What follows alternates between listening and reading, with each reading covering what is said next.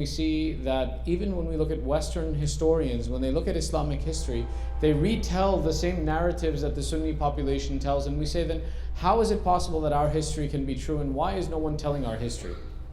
One of the things you have to understand is that academic retelling of history is not to find out what the true reality of what happened in history was. The academic role of history is to retell and establish resources that go back to the popular telling of history and provide resources for it and research and information into why it was said and who said it.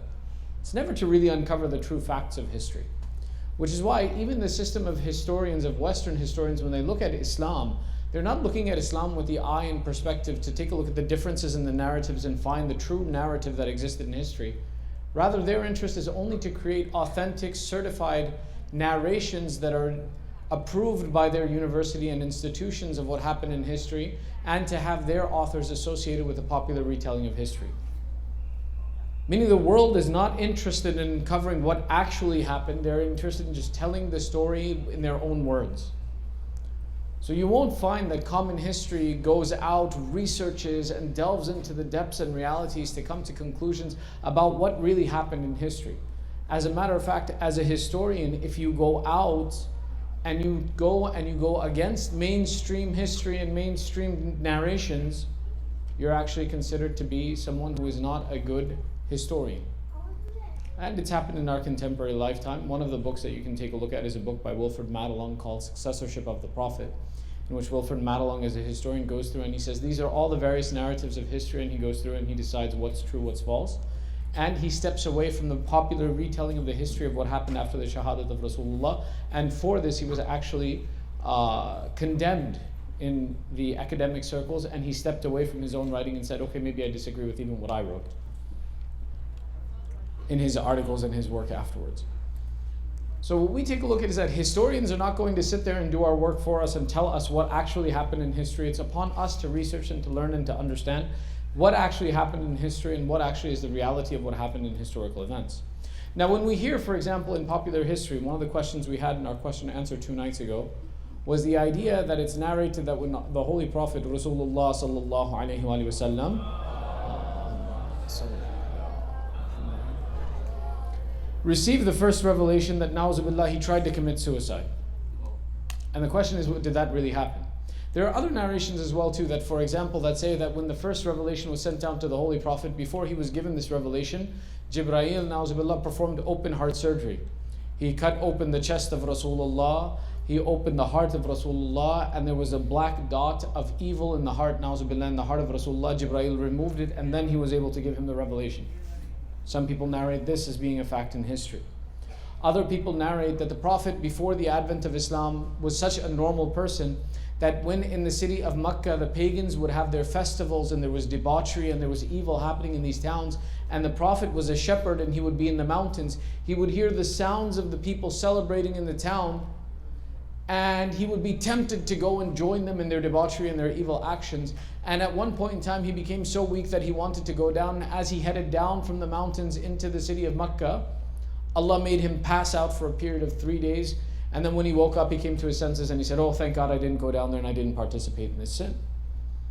All of these are various retellings in history that try to imply the reality or imply that this happened, that our Holy Prophet was just like any other human being, and Allah decided that one and decided to make him the Prophet of Islam.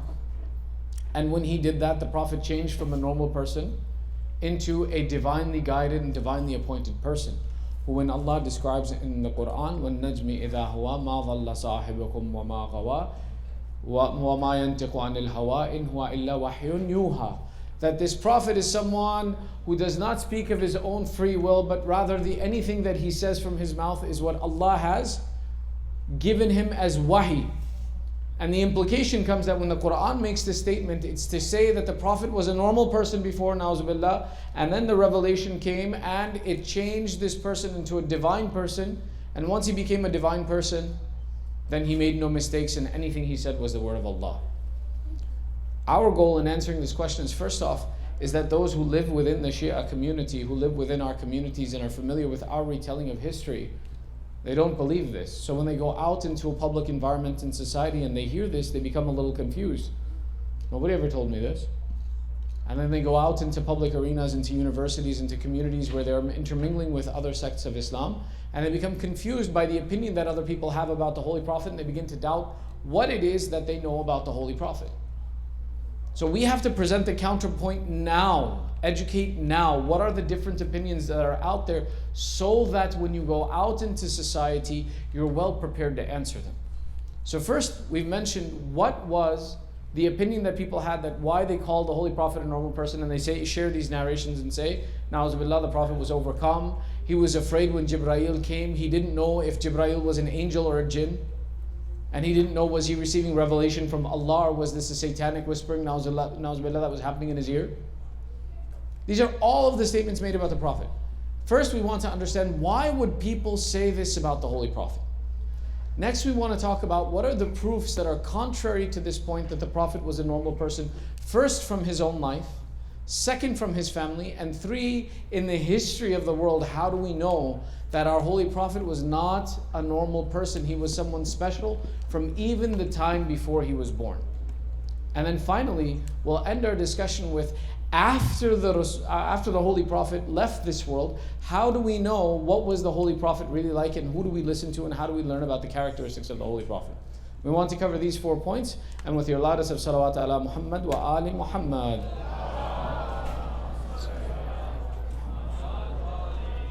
Really wasn't very loud, was it? Salawat.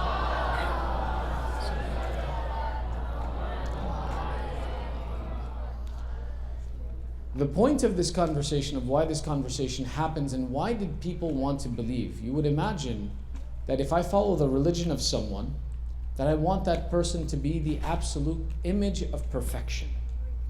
I want him to be nothing less than perfect. I want him to be better than every other member of humanity. Why did people go about and tell in history these types of stories that would make the Prophet a normal person as opposed to a divinely appointed person? We take a look, for example, even when we look at the concept of Buddhism. Buddhism is not a divine religion, but the people who follow Buddhism, they say that Siddhartha, the one who became Buddha eventually, even before he was Buddha, he was something special and unique and different. Every religion goes out and tries to say that my Prophet was something special and different, even before he took the responsibility of messengership, except Islam.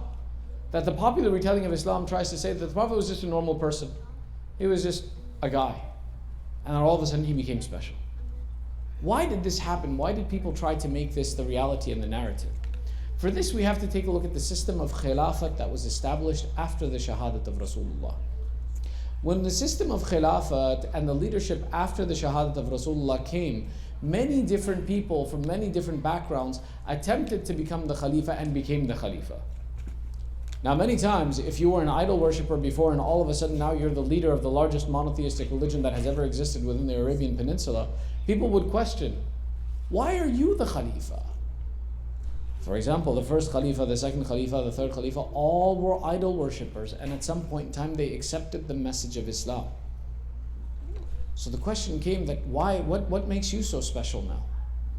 The other thing we take a look at in the system of Khilafat is that within the system of Khilafat, that as the time went on, the rules of how a Khalifa is appointed came through a variety of different options.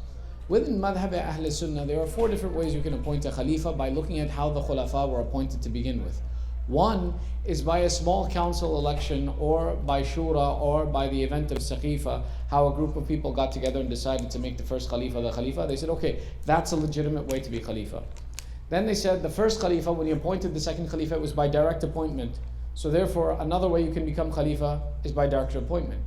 The third, again, was a small council, a group of 6 people who got together and elected one of their members, and they said, okay, fine, a shura, a council to decide who's the Khalifa, also an acceptable method.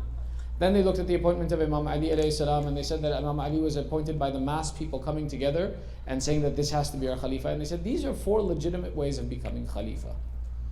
That a person can become the Khalifa by any one of these 4 means. Now, after this event, we see the system of Khilafat went through the Banu Umayyah and through the Banu Abbas, and many times there were conflicts amongst the system of electing a Khalifa. So they realized by simply just saying that there are 4 ways of electing a Khalifa wasn't sufficient. They had to have more rules about how do you decide who's going to be the Khalifa, who's not going to be the Khalifa. One of the characteristics of Khilafat, which is a very interesting characteristic of Khilafat, is that after one Khalifa dies, The next one, the first person to raise the banner of Khilafat, imagine the Khalifa dies, he has 4 sons. And amongst the 4 sons now, they have an argument about who's going to be the Khalifa. A rule was put in place that the first one who raises the banner of Khilafat after the death of a Khalifa or to appoint himself the Khalifa has the right of Khilafat, and anyone who raises the banner of Khilafat after him is wajib qatl. You have to kill this person because he raised the banner of Khilafat. And in history we saw that this happened many times. When we take a look and see that the different brothers after Harun, the 2 sons who argued and fought over Khilafat, one killed the other and took the Khilafat from him. We saw, for example, in many instances where the Banu Abbas amongst them internally fighting. They fought together to take the Khilafat away from Banu Umayyah, then the Banu Abbas, they killed themselves to take the Khilafat away from each other. Khilafat presented a variety of different complications and rules and issues that now, if I want to be the leader of the Muslimin, how do I convince everyone to follow me? One of the ways that it came to be was that the Khalifa would now raise different issues and say that once you call yourself the Khalifa, you become divinely appointed. And they had to go back and they had to justify, why did we have 4 different ways of appointing a Khalifa from the beginning? And they said, maybe the way that the first 3 Khalifas or 4 Khalifas were appointed wasn't the best way of appointing Khilafat, but Allah protected us from sedition and mistakes in that, and Allah's hand was behind us, guiding us to ensure that we went down the right path. They also made excuses of the idea that when a Khalifa committed sins, that why should the people not stand up against the Khalifa? And they said that our Holy Prophet Na'uzubillah said hadith that said that if you do an injustice against the Khalifa, you must answer to him. But if a Khalifa does injustice against you, be patient and Allah will reward you for it. To ensure and to centralize and protect this institution of Khilafat, many different rules and fallacies were created. One of these was that every person is a normal human being and can do anything until Allah selects that person and makes them the leader on the face of this earth. So because these people were normal people who rose up through whatever means to attain power, they had to raise their status, and at the same point in time that Allah had divinely appointed Rasulullah and that there was a possible of divine appointment, they had to reduce the status of Rasulullah to even it out and justify how they took power. So because, for example, a Khalifa may be an idol worshipper, he may be a drinker, he may be a womanizer, and all of a sudden he becomes the leader of all of the Muslimin, they had to now figure out that, well, Rasulullah na'uzubillah was like that too. He was a normal person. There was nothing special about him. And that eventually when he became the Khalifa, then when he became the Prophet, then he became something special. So they had to try and create an example in Rasulullah. So what they tried to do was humanize the Holy Prophet. The examples we see, for example, is a personality by the name of Abu Huraira. Abu Huraira is a personality who spent maybe 2 years in the company of the Holy Prophet, and he was known as one of Ahl as-Sufaha. But that means that he had no place or house and no money, and he used to sleep on a ledge outside of Masjid al-Nabawi, and that this place is where the really, really poor people used to sleep. Abu Huraira himself describes, he says, I was so poor, I had only a piece of cloth that I would put my head through and hang on my neck to cover my indecency, otherwise I had no money and no value. He says, for work, I used to be the responsible of taking care of the animals of a rich woman of Medina. One of the higher class women of Medina, I used to take care of horse. Then after the shahadat of Rasulullah, he says, I became so rich that the woman whose horses I used to take care of, I even married her. That he became so wealthy. And from a period of 2 years with the Holy Prophet, he narrated over 6,000 ahadith from the Holy Prophet. This was a system of propaganda where they looked for individuals who had some system of credibility or could say that they spent time with the Holy Prophet, and they made them the narrators of hadith against the Holy Prophet to try and normalize and humanize his personality. Because if the Prophet was a human being who made mistakes and was a normal guy, and then Allah selected him and made him the Prophet, that would mean that when the Khalifa had done all of these evil things and then all of a sudden he became the Khalifa, then now all of a sudden he was rightly guided by Allah and Allah was protecting his Khilafah. This was the purpose of trying to say that the Holy Prophet was a normal human being. Now, when we read history and we look at the personality of the Holy Prophet, we know that's not true, that he was not a normal person.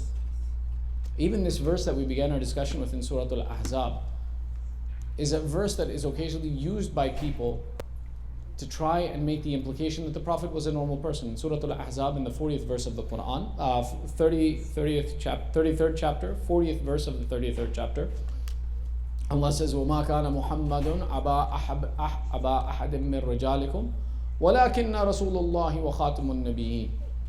That the Holy Prophet is not a father from any one of your men, but rather he is the Prophet of Allah and the last of the messengers that came. Some of the people who take this verse and they try to misinterpret it, they see the Prophet's not a father of any of our men, he's just a normal guy. And he was a normal guy, and then all of a sudden Allah made him the Prophet and made him the end of all the messengers. However, if we look at this verse carefully, we take a look and we see that no, that's not what's really being talked about. Allah is saying that this is the seal of the messengers. The ta'rif that you have with this Prophet is not that he's your father or that you can build a relationship with him, but rather that his raised status is such that he is the Prophet of Allah and he is the last of the messengers. Sallu ala Muhammad wa ali Muhammad.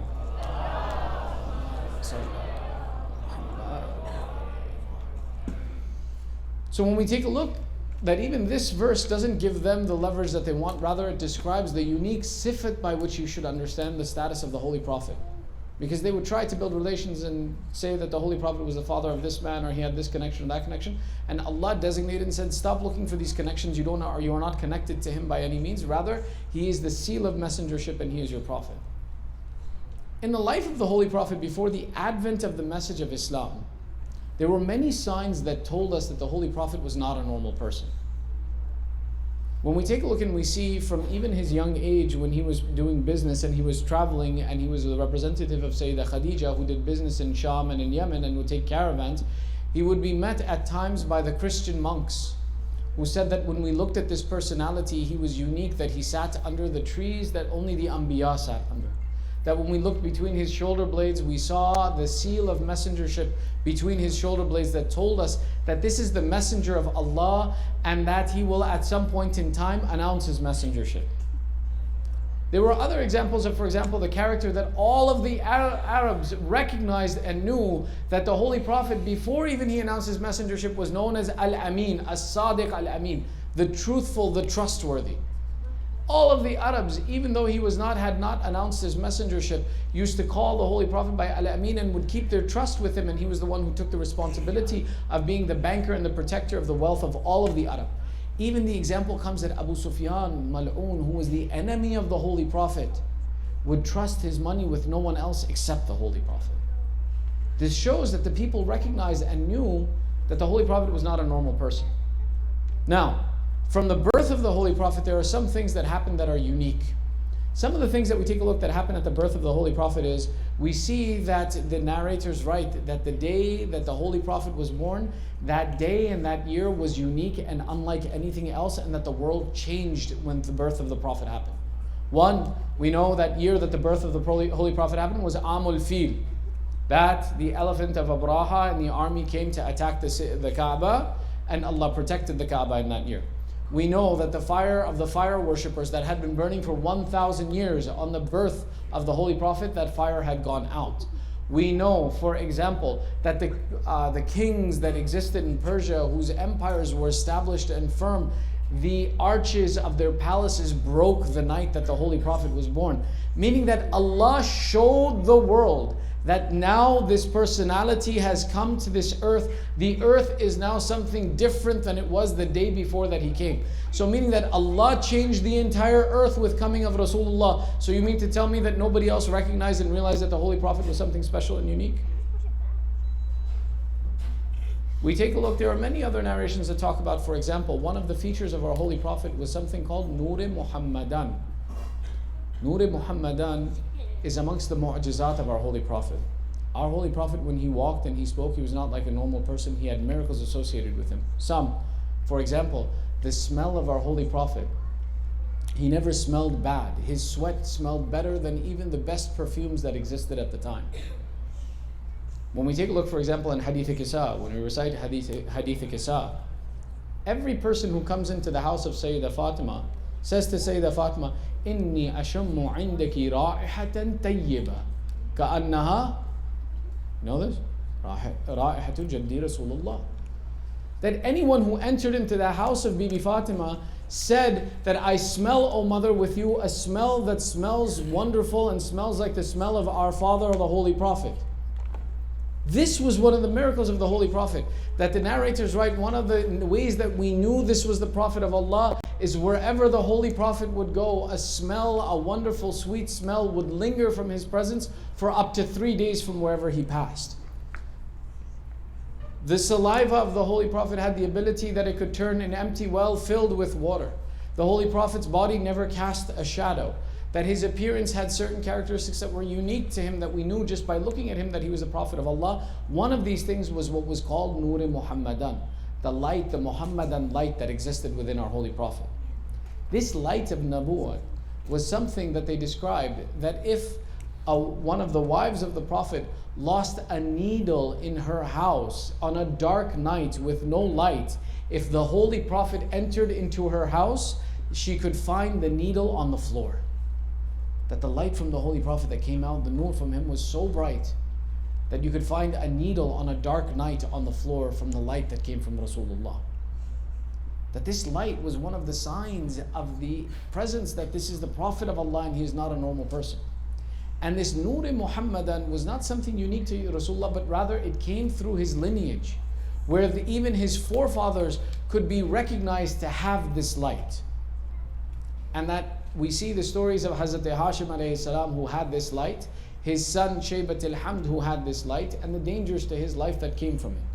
Now, the other ways that we know that this Prophet of Allah was someone who was appointed and was known that he was coming is by taking a look at the traditions amongst the Bani Israel and even the followers of Nabi Isa. In the Quran, Allah Himself is telling us that Isa said to his people, وَإِذْ قَالَ عِيسَى ibn مَرْيَمَ يَا بَنِي إِسْرَائِيلَ إِنِّي رَسُولُ اللَّهِ إِلَيْكُمْ مُصَدِّقًا لِمَا بَيْنَ يَدَيْ مِنْ تَوْرَاتِ وَمُبَشِّرًا بِرَسُولٍ يَأْتِي مِنْ بَعْدِ اسْمُهُ أَحْمَدٌ فَلَمَّا جَاءَهُمْ بِالْبَيِّنَاتِ قَالُوا هَذَا سِحْرٌ مُبِينٌ. Allah tells us in the Quran in Surah As-Safat that even Isa ibn Maryam told his nation, O nation, O people of Bani Israel, I have been sent to you by Allah and I am the truthful one that presents to you the rights of the Torah in front of you, and I am the warner who comes to you to prepare you and give you good tidings of a prophet who will come after me whose name is Ahmad. But when we presented the people of Bani Israel, the followers of Isa alayhi salam, with our proofs that we and that Rasulullah is the Prophet of Allah and he is the one who is known as Ahmad, they said that certainly you're a liar, that they refused to believe these proofs. Even the Bani Israel themselves knew that Rasulullah would be born in Arabia and they were waiting for his birth and his coming. How do we know this? We say that the promised land for the Bani Israel was in Palestine, was in Bethlehem and these locations over here. However, we take a look and we see when we read the Tariq of Islam, we see that many Jewish people had settled in Hijaz. When we take a look at, for example, the event of Khaybar, the people in Khaybar were all Jewish people. The people in Medina, half of the city was Jewish at that point in time. Why? Because they had read in their scriptures that a great prophet will come and that he will come in Arabia, he will not come in the lands of Palestine. So they had migrated, they said that when this prophet comes, we will be his followers. And they had started seeing in Hazrat Hashim and Hazrat Abdul Muttalib the signs of Nabuwwat and the signs that the lineage, that this would be the lineage in which the Prophet would come, because the Nur of Muhammadan, the Nur Muhammadan, was present in the family of Banu Hashim. So, the son of Hazrat Hashim, when he was in the city of Medina, they tried to assassinate him. Because they said we could see the light of Nabuwwat in him and we were displeased with this. That this next great prophet was going to come to the Arab and not come to the children of the Bani Israel. So we attempted to extinguish this nur before it was to come out amongst the people and society, so that Allah would return the nur to the Bani Israel. The idea that the Bani Israel and these people would kill the Prophet before he came was not something unusual. As a matter of fact, amongst the history of the Bani Israel, many of the Anbiya that came, as they would announce their Nabuwwat to the people of the Bani Israel, they would say, shh, we don't want to change our religion, and they would kill the prophets that were sent to them. So in history, you can read the stories of Shaybat al-Hamd. Shaybat al-Hamd is the grandfather of Rasulullah, who's known as Abdul Muttalib. He was given the name Abdul Muttalib to hide his lineage so that no one would attack him and kill him. Now, one of the points that's very interesting is that if the signs of Nabuwwat were clear in the Holy Prophet, how come all of society didn't accept it from the beginning and know about it from the beginning? One of the reasons of why this is the same way that, for example, in our current time period, the ghaybat of Sahib al-Asr wa Zaman, Ajjalallahu ta'ala fawjahu. The Imam is present amongst us. He lives in society, but he is hidden from our eyes. We don't have the ma'rifah to recognize him.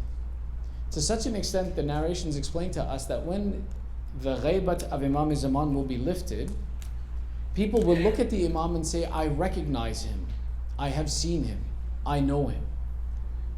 What that means to say is that people look at the Imam, they come into interaction with the Imam because the Imam is the authority of the earth and he is present in places.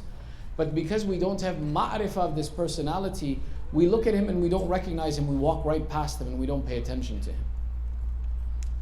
In the same way, Allah chose that at points in time that people who were enemies of Nabuwwat and were enemies of Islam, that before the annunciation of the message of Rasulullah came, that the reality of Rasulullah would be hidden from them. That they would walk in the markets with Rasulullah, they would see him as a good person, they would speak to him, but they wouldn't recognize the signs of Nabuwwat in him to protect that messengership. But the idea that our Prophet was just a normal person who walked through the markets and did normal things as normal people before the advent of Islam is impossible to believe. That he himself didn't know that he was Rahmatul lil Alameen. The reality of how merciful Allah is to our Holy Prophet is something unique in all of existence. That Allah, when we read the Quran, we read about the different tribes and the nations that came, and that when they violated the rules of Allah, Allah sent His punishment down on them. When they killed the camel of Nabi Saleh, the punishment came. When the people of Nuh refused the authority of Nuh, the punishment came. When Qawm Lut refused to follow the message of Allah, the punishment came.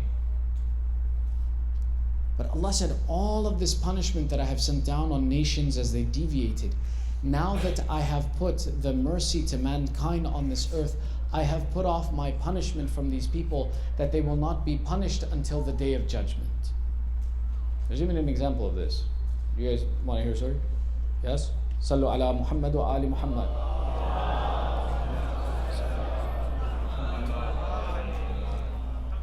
In the life of Sheikh al-Ansari, who is one of our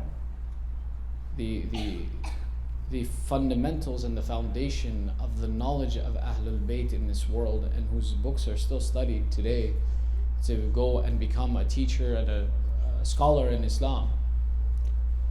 When the marja of the time of Sheikh al-Ansari died, they turned to Sheikh al-Ansari and they said, you should be the next Ayatollah, you're the next marja, you will lead the mu'mineen. Sheikh al-Ansari turned and he says, there was someone who I used to study with in the city of Hilla, and he was more knowledgeable than me. I don't want to be the mujtahid, go to him and make him the marja. And they went to this personality who was in Hilla, and they said, Sheikh al-Ansari has said that you are the rightful next mujtahid, and he refuses to accept the position of marja, and we give it to you. This personality replied, he said, while it's true that 30 years ago when Ansari and I were together and studying, I was better than him, but I retired from the field of studying over 20 years ago. So I haven't been practicing studying and learning, and no one has continuously learned and studied other than Ansari. He should be the mujtahid. So the people turned back to him and they came back to Sheikh al-Ansari and they said, you have to be the mujtahid. The other guy refused. Sheikh al-Ansari said, I don't want this responsibility. I will not accept it unless if the Imam of our time himself appoints me and tells me that I have to take this responsibility. So the people said, what do we do now? Where do we go? So one day Sheikh al-Ansari is teaching his class, and as he's teaching his class and people are gathered and they're listening to his lecture, a man enters from the back of the hall and he sits down and he says, oh Sheikh, I have a question for you. And the Sheikh says after the class, he says, what's your question? Everyone is sitting and listening. And the person says, he says, I wanted to ask you, what is the condition of the marriage of a woman whose husband has been turned into a dog by the curse and punishment of Allah? So Sheikh al-Ansari, he says, well, it depends. If the man was turned into a living dog by the curse of Allah, then she would observe the iddah of someone who has been divorced from her husband. If the man was turned into the statue of a dog, then the woman would observe the iddah of someone who is a widow. However, your question is moot. It can never happen. Because Allah guaranteed from the coming of Rasulullah that He will not send His azab down on a people until the day of judgment. So the idea that Allah would turn a man into a dog cannot physically happen, and Allah would never do that, because Rahmatul lil Alameen, the Holy Prophet Rasulullah sallallahu alayhi wa sallam,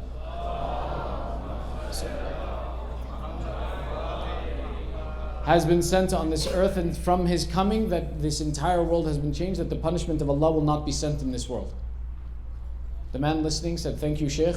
Certainly you are the a'lam, certainly you are the most knowledgeable, certainly you are the most knowledgeable. Said this 3 times and walked out. Sheikh al-Ansari thought for a minute and sent his students, he said, go back outside and see if you can find that person, bring him back. And the students all got up and they ran outside, and the person they came back and they said, Sheikh, he's gone. He says, I guess now I have to be the mujtahid, because that was my imam who came to me and appointed me to be the one who was the leader of the people at this point in time. So meaning that even our imam, when he set the example of who is the leader on this earth, did it through the basis of knowledge and the demonstration of understanding that Sheikh al-Ansari provides, that Allah changed the entire world by the coming of Rasulullah. If we believe this, that Rasulullah is Rahmatul lil Alameen, na'uz billah, how is it possible that he himself did not know what Allah has designated for him and did not protect the purity and the position of Nabuwwat in his family? The other thing we take a look at, when we see the statements of the Imams alayhimussalam, where they tell us that we are the examples and anything we teach you is from the seerah of Rasulullah, we can add nothing to the religion except what was given to the Holy Prophet. We take a look and we see that first off, there were some Anbiya who began their Nabuwwat in infancy. The example of which is Nabi Isa. That Allah gave a quality to a Nabi, that he became the Nabi in infancy, yet our Holy Prophet wasn't capable of handling Nabuwwat until the age of 40. Doesn't make any sense. The other thing we take a look at is when we look at the A'immah, some of our A'immah became Imams at the age of 8 and 6. Our 9th Imam and 10th Imam, Imam al-Jawad, became an Imam at the age of 8. Imam al-Taqi became an Imam at the age of 6, the youngest personality to become an Imam. And we take a look and we see that it was a proof that this is the divine authority of Allah that's on this earth. And one of the mu'jizat of the A'immah alayhimussalam that you take a look at, that tells you that these personalities are not normal people. When we look at, for example, the hadith of Imam al-Jawad, can you tell the difference of the statement that he made when he was 8 years old as an Imam and the statement he made when he was 20 years old as an Imam? One of the mu'jiza of the Imam is that his speech doesn't change with his age. Every single one of us, as we get older, we see a change in our eloquence, in our speech, in how we speak about subjects, in how we think about subjects. But an Imam, his speech never changes from his infancy until his old age. Everything he says is perfect, and you can't look at it and say, maybe the Imam said this when he was very young and then he said something different when he was older. The Imam's speech is perfect and is a source of guidance from the moment he is born until the moment he is shaheed. So you mean to tell me that an Imam had greater ability at protecting his ismat and making sure that he protected the message of Imamat, and his speech was more clear than the message of the Prophet that he came to protect? It's illogical. It's impossible. So now, the final section of our discussion is then, if we know all of these superior qualities of our Holy Prophet and how amazing he was, why is it that we as a community talk more about the Ahlul Bayt as opposed to discussing specifically about the Holy Prophet? And the answer to that is that our Holy Prophet taught us to speak about the Ahlul Bayt. He's the one who promoted the speech about Amir al-Mu'mineen and told us to talk about Amir al-Mu'mineen. Because he said Ali ibn Abi Talib has a designated status in the eyes of Allah. He says, لَوْلَا أَنْتَ يَا عَلِي لَمْ يُعْرِفُ الْمُؤْمِنُونَ بَعْدِي. Had it not been for you, O Ali, there would have been no way to know who is a mu'min in this world after I left.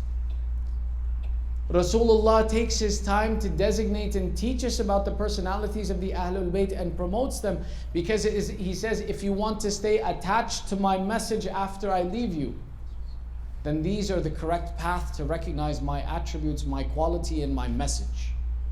That there are guides for you on this earth, and the purpose that Allah has sent me can be protected by these personalities, so stay attached to them.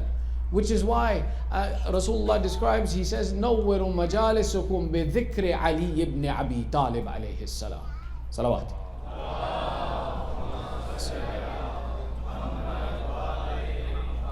It was Holy Prophet who taught us, he says, enlighten your majlis, make light and nur in your majalis by mentioning Ali ibn Abi Talib in your majalis.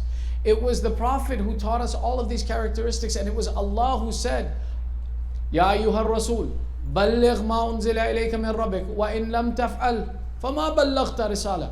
That, O Prophet, there is something so important about your message that you have to reveal it, and if you don't reveal it, it's as if you didn't reveal anything. And that was appointment of Amir al-Mu'mineen as the wali after Rasulullah. And after that we saw the verse of the Quran came, Al-yawma akmaltu lakum dinukum wa atmamtu alaykum ni'mati wa raditu lakum bil-Islam deena. That the completion of the message of the Holy Prophet was the appointment of the Ahlul Bayt. And he taught the people many times. There's a narration that says that a man was sitting in Masjid al-Nabawi next to our Holy Prophet, and he was talking about how he went to China and all the wealth and the riches that he came back from with China, and how much money he had amassed from coming back from these faraway lands. And the people were becoming astonished and surprised about how much money this man had. And as they were talking about the wealth of this man from China, another man walked into the masjid, and Rasulullah said, this man walking into the masjid has earned more reward in the eyes of Allah than all the earth should be filled with wealth. They would not equal the reward that this man has earned. So the people said, we were impressed by this man who brought wealth from China. What did this man do that he earned a reward with Allah that's more than if we fill the earth with riches? So they went to this man and they asked him, the Holy Prophet has told us you earned a status with Allah and a reward with Allah that's greater than all the wealth in the world. What did you do? He says, well, I left my house this morning and I wanted to go proceed to some business, but I found out it had become too late for me to conclude my business. So I had already left the house, so instead of coming back to my house, I remembered a hadith of our Holy Prophet where he said to look at the face of Ali ibn Abi Talib is ibadat.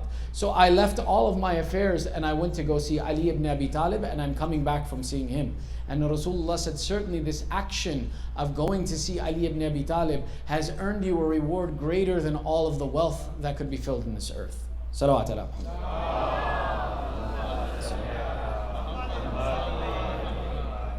Our close affiliation to Ahlul Bayt, the continuous mention of the family of Rasulullah, the nafs of Rasulullah, is on the basis that Rasulullah instructed us that these are the people who will keep you attached to what I was sent to give you.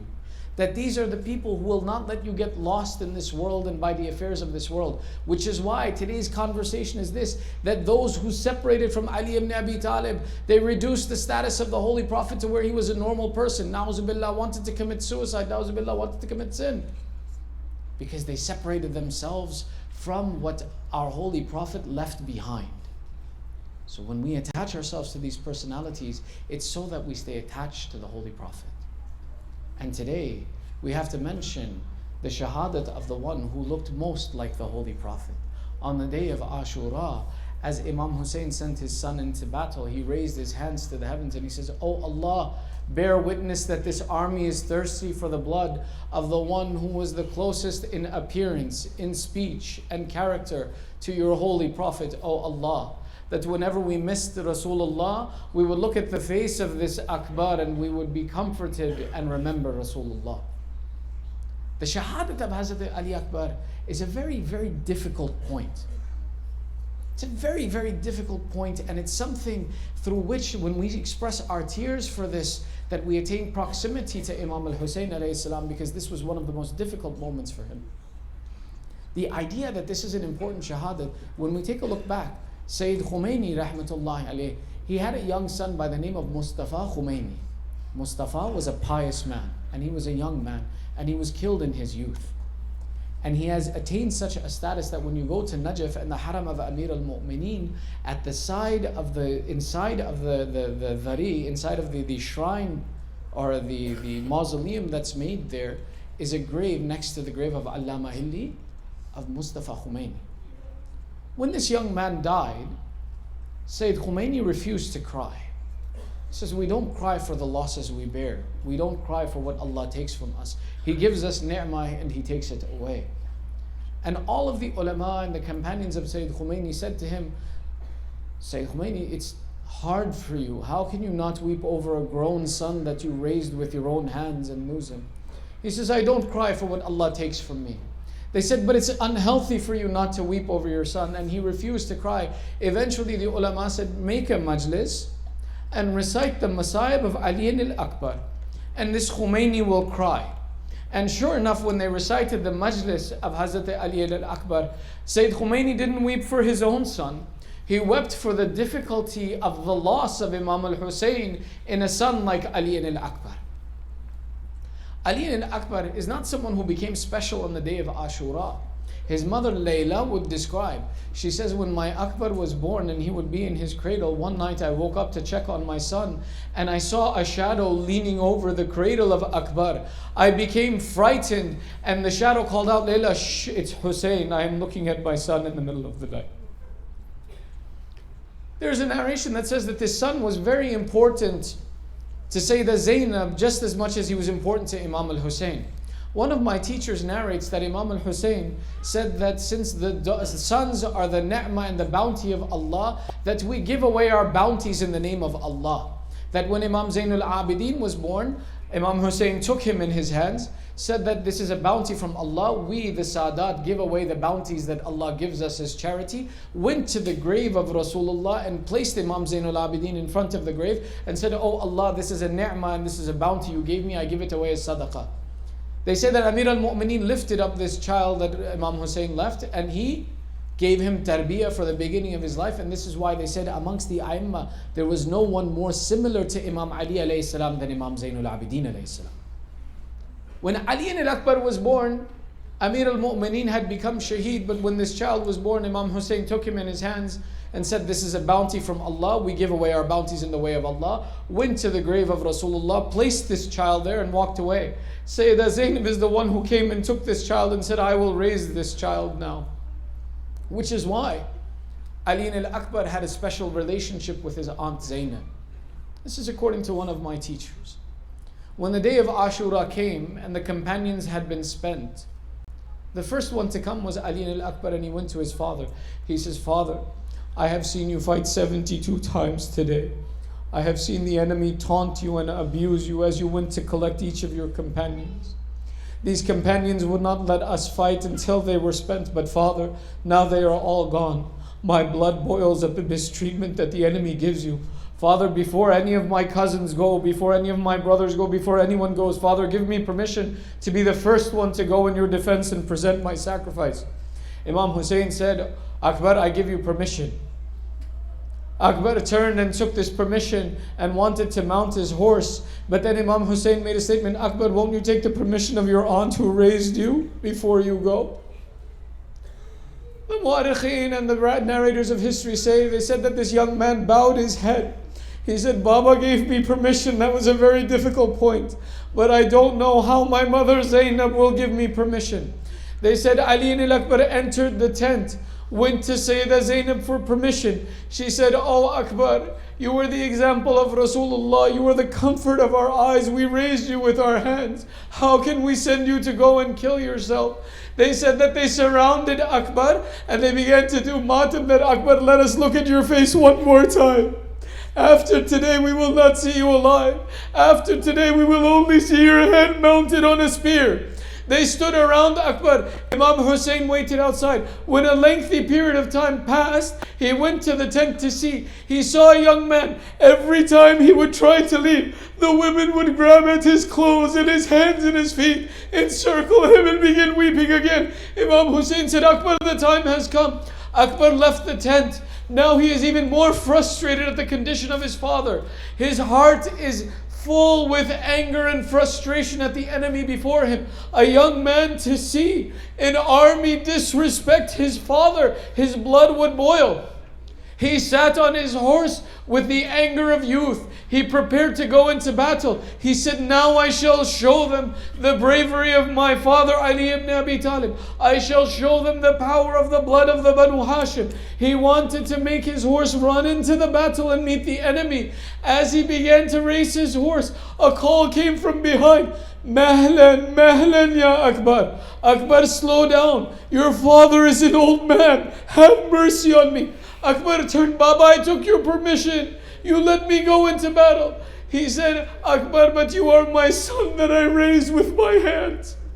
You were the example of the Holy Prophet. Akbar, do me one favor. Ride your horse into battle, but turn your face to me so that I can see you as long as you are going. This raised the frustration in the heart of Akbar. Akbar eventually came to the battle. They said that this young man would leave the enemy in awe. They would be embarrassed. They said, when we look at him in front of us, he looks exactly like the Holy Prophet. How can we hit him with our swords? Akbar's first volley and attacks, there were a number of times that Akbar went into battle and came back to see his father. But every time he went into battle, they say that the first series, he killed 120 men. And he didn't kill just any man. He would go looking through the army for the champions of the army of Umar Saad to fight them. Why? He said, send your champions to me. Because after I am shaheed, these will be the champions who are thirsty for the blood of my father. Let me kill them. Let them fight me and not face my father. To such an extent, Imam Hussein stood in the background watching the battle, and at one point in time they said that fear overtook the face of Aba Abdullah. The mother of Akbar and Zainab were watching the face of Aba Abdullah from the tent. They said, "O Imam al-Hussein, you have made a face of fear. What has happened to Akbar in the battlefield?" Imam Hussein replied, he said, "Akbar is fighting one of the best champions in their army. My young son is facing a seasoned warrior. My young son has been thirsty for 3 days. This champion, this enemy of Islam, is well rested and prepared and has been through many battles. I am afraid that my son will not return to me. Layla, go to your musalla. I want to see Akbar one more time." Layla said, "Did something happen?" He said, "No, but Allah has guaranteed that He answers the prayers of a mother before any other prayer." Layla sat on the musalla, raised her hands to Allah. Ya man rada Yusuf ila Yaqub. O one who returned Yusuf to his father Yaqub, I am not asking you for myself, Allah. بِحَقِّ هَذَا الْغَرِيبِ Hussein. By this lonely stranger Hussein, return the son of Hussein to Hussein. Ali al-Akbar killed this champion and returned back to his father. His father commented, "Akbar, your battle has been amazing and beautiful." Akbar replied, "Baba, this thirst is killing me. If there had been but a sip of water, I would increase my attack on them. You would truly see the desire to fight in my heart." Aba Abdullah, not wanting to leave his son without answering his request, turned and said, "Akbar, take out your tongue and put it in my mouth. Maybe you will find some moisture in my tongue." This young man, looking for any relief that he could continue fighting, placed his tongue in the mouth of his father, and then he cried out in pain, "Baba, your condition is worse than even mine. You are in more pain than even I am." They said after this young man bid his final farewell, "Baba, let me go. I wish to fight now. They have made your condition so bad, my father. Let me go and sacrifice." They say after this incident, Akbar killed 80 more champions from the army of Umar Saad. They said that in total, this young man, son of Hussein ibn Ali, killed over 200 of the warriors of army of Umar Saad. Today, when you go to Karbala, you see the zari of Aba Abdullah, and Akbar is laid at the feet of his father. They said, had Imam Hussein not requested for Akbar to be kept at the feet of Imam Hussein, he would have had a shrine like that of Abul Fadl for the way he fought for his father.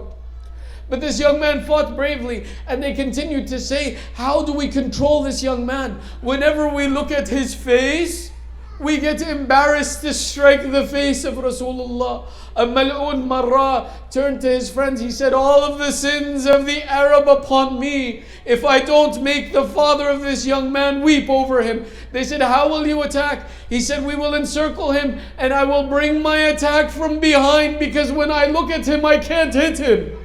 He came from behind. Some say he hit him with a mace on the head of Akbar. Others say he put a spear through the chest of Akbar. Every shaheed, when they fell, called out, Assalamu alayka ya Aba Abdullah. This one shaheed said, the answer to my salam will be difficult on my father. He gave a salam to which there is no answer. He said, Alayka minni salam ya abata. And he fell forward on his horse. In the tradition of the Arab, when a warrior would fall forward on his horse, the horse would know to turn around and come back to its camp. This was the training of the horse of warriors. But Akbar's condition when he fell forward on his horse was such that the blood from Akbar's body covered the eyes of the horse. The horse could not see which direction to go in, so it ran into the army of Umar Asad instead of turning back. The enemy said, this is that young man who was killing us. They started to strike and desecrate the body of Akbar on the horse. From behind, Imam Hussein, hearing the call of Akbar, ran into the battlefield. Zainab came to the door of the tent. She sees Abu Abdullah run to the right. She calls out, Brother Hussein, Ali called you from the left. Why are you running to the right? Abu Abdullah says, La tulumuni, don't find fault with me, Zainab. Once I heard Akbar send his salam, the light of my eyes went away. I don't know which way to go in the field of Karbala now. The narrators, and we finish on this, if you have the patience to bear the masayib of Akbar, may Allah reward your tears. Raise your voices in the crying over the son of Hussein ibn Ali. May Hussein entitle us to his shifa. They say that when Imam Hussein came to the body of Akbar, he came almost as if he was crawling because he could not see the way.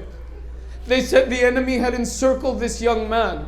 One of the Muballighin, he writes, he says, I read that the condition was such that the enemies that were on their horses were standing in their saddles watching Hussein ibn Ali come to his grown son lying on the floor. They wanted to see, how does an old man bid farewell to his grown son whose body has been desecrated in the battlefield? They stood and they watched as Hussein ibn Ali came to his son. They said that Hussein ibn Ali, when he came to his son, he first touched his cheek to the cheek of Akbar. There's only two people who received this honor. One was John, the slave, and the other was the grown son of Abu Abdullah, that when he came to him, he laid his cheek against Akbar. One historian writes, when Abu Abdullah could not find comfort by touching the cheek of Akbar, Hussein ibn Ali laid down on the ground of Karbala, picked up the body of Akbar and hugged it to his chest as he lay in the field of Karbala. In this condition, they say, Zainab Kubra entered the battlefield twice. This was the first time. As Hussein lay hugging Akbar, Zainab came. Bhaiya, why don't you come back to the tent? I have come to help you. Imam Hussein replied, Zainab, Hussein is alive. Why did you enter the battlefield? Zainab replied, brother, I worried that this death of Akbar was too much for you. So I came to help you. Imam Hussein stood up. He tried to lift the body of Akbar, but he could not lift the body of Akbar. He called out, O young ones of Banu Hashim, come and collect your brother. His father does not have the energy to lift his body.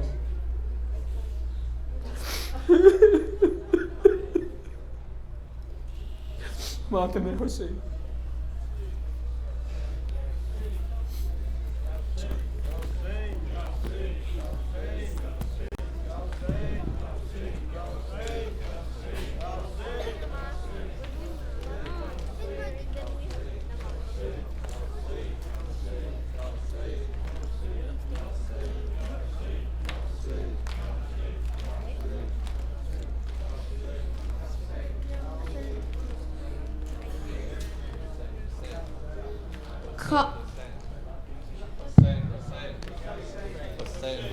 come aid me. Hussein, Hussein, come aid me. Hussein, Hussein, If my 2 feet fail me. come aid me. Hussein, Hussein, if my eyes do not mourn, come so save me. Hussein, Hussein, So leave me. Hussein, Hussein, So leave me. Hussein, Hussein, Come aid me. Hussein, Hussein, Come aid me. Hussein, Hussein, Ya Hussein, Hussein, Ya Hussein, Ya Hussein, Ya Hussein.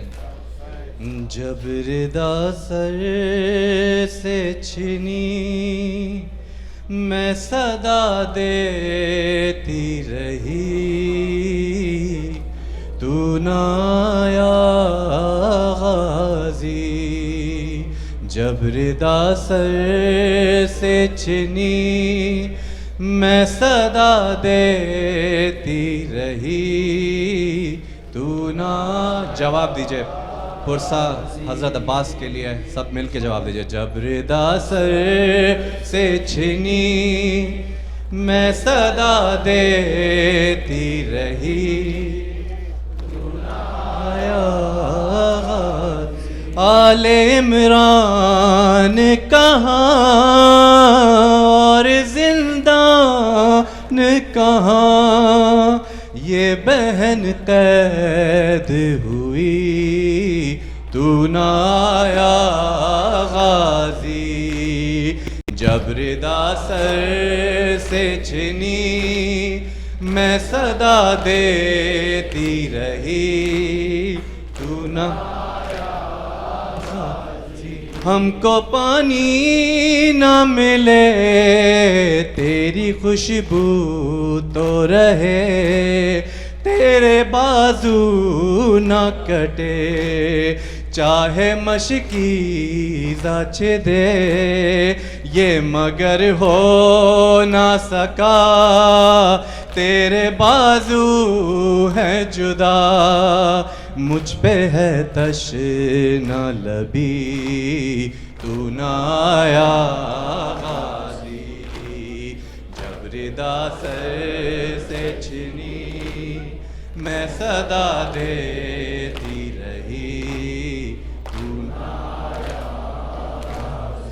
دھوپ میں تو تھا شجر تجھ سے آباد تھا گھر ہے برہنا میرا سر کیا نہیں تجھ کو خبر اے علمدار وفا اس بہن کو بخدا تجھ سے ڈھارس تھی بڑی تو نہ آیا غازی جب رضا سر سے جری میں صدا دیتی رہی تو نہ آیا غازی کہ جب رضا سر سے جری میں صدا دیتی رہی تو نہ آیا غازی قید